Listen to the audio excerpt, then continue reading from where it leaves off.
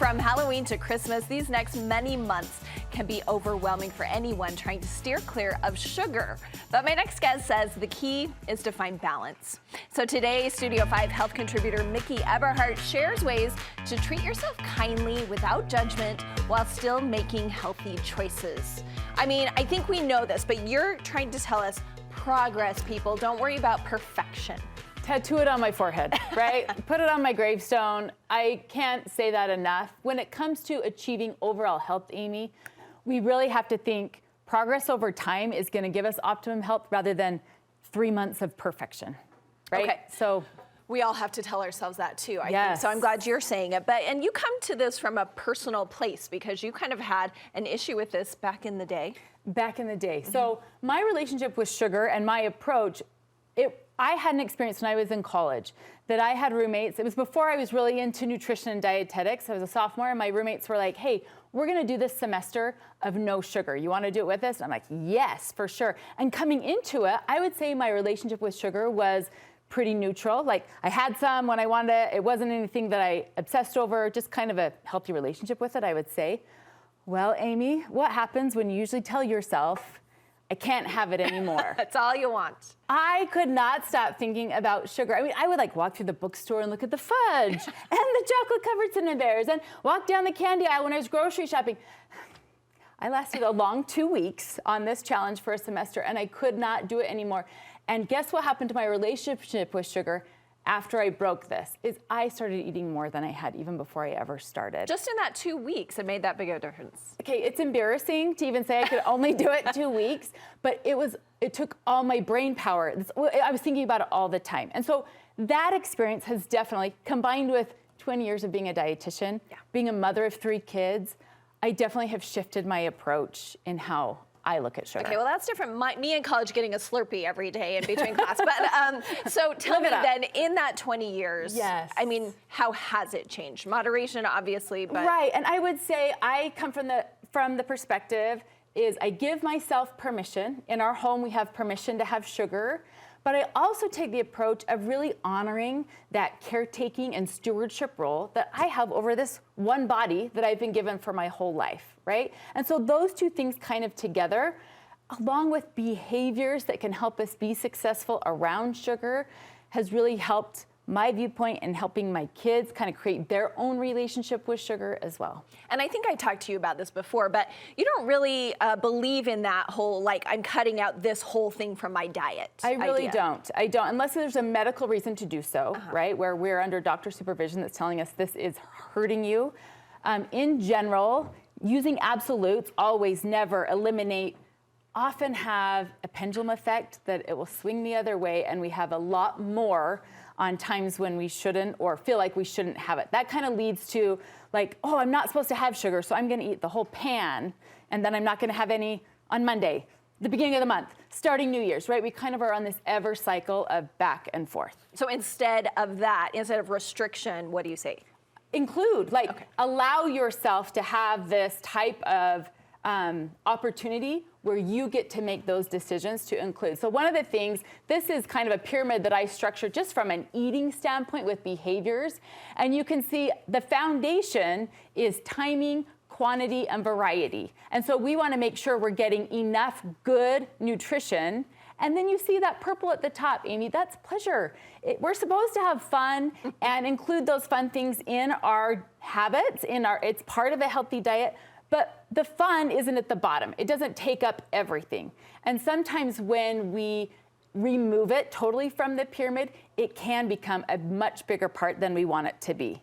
Okay, so we've tasked you because you're a smarty pants, and we're like, we get it, but we want you to break it down a little more girl-friendly level rather than science-y, talking to us about ways we can create a healthy approach to sugar. Okay, so my first thing I would say is combining the bottom 3 of that pyramid, which is to eat frequently, eat enough, and to eat a variety. Because those 3 foundational principles, Amy, the biggest way to cure that sugar dragon from its loud, fiery breath is to have your body be nourished.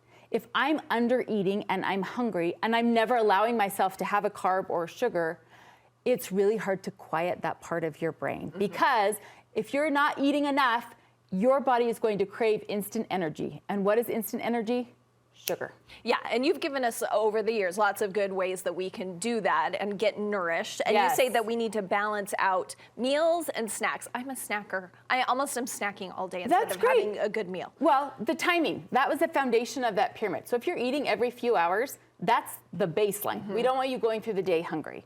But my second thing is to balance out meals and snacks. And what that means is I want to make sure I'm getting protein and fiber and good whole grain carbohydrate and fat with those meals and snacks so that I'm feeling nourished and satisfied. So when I decide, what I want to say is plan treats in. So if I decide I make brownies and I want to include brownie with dinner, I'm going to just kind of pull out some of that carbohydrate and put that brownie in there. It's helpful for those that need to balance their blood sugar, but still want to include a treat. So it's not, well, I'm going to eat everything, and now you're going to have a brownie on top of it. Kind of include it and have it balance out the meal. And you can see I'm not going to do that all the time because I'm missing out on good vitamins and minerals that come from whole grain.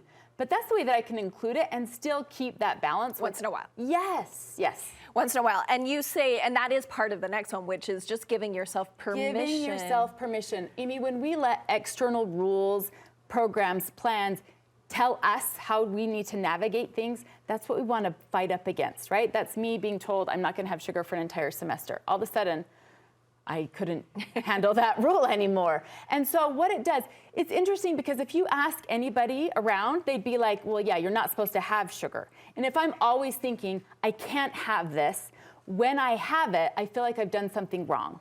So instead, if everybody needs like a little Miki permission slip, like give yourself permission to include those fun parts of your month, your day, your holiday, whatever it may be. You should make those permission slips, by the way, and hand them out to people. I'll do it. Second to the last here is to choose wisely.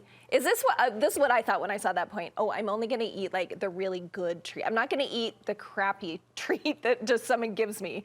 It's a great way of saying, if you don't love it, leave it. Yes. And when you do that, you can only do that if you've done the first three things. If you're nourished, if you're balancing your stuff, and if you have permission, right? I have a son, he takes 7 a.m. piano lessons, right? Last week, he came out from the piano lesson with a homemade chocolate chip cookie on a plate from his teacher.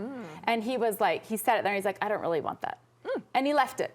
And I know why he did that. One, he had food before he went to that lesson because we go right to school after. So he was nourished. Number two, he has permission to eat cookies when he wants them. 7 a.m. isn't really a great time to eat a cookie for most people, right?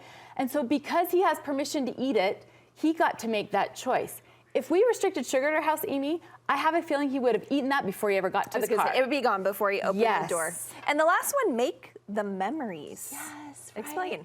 Enjoy the traditions, the holidays, the celebrations, the vacations that involve fun things that might be tied to sugar more than when you're just home in your everyday life. Nobody lays on their deathbed, Amy, and they're like, I'm so glad I avoided all those birthday parties so that I didn't have to eat cake, right? Yeah. Sometimes it's worth it to eat the cake. Find the balance within you, but when it's worth it, to choose it, but don't remove yourself from those things that can really create a part of fun in your life.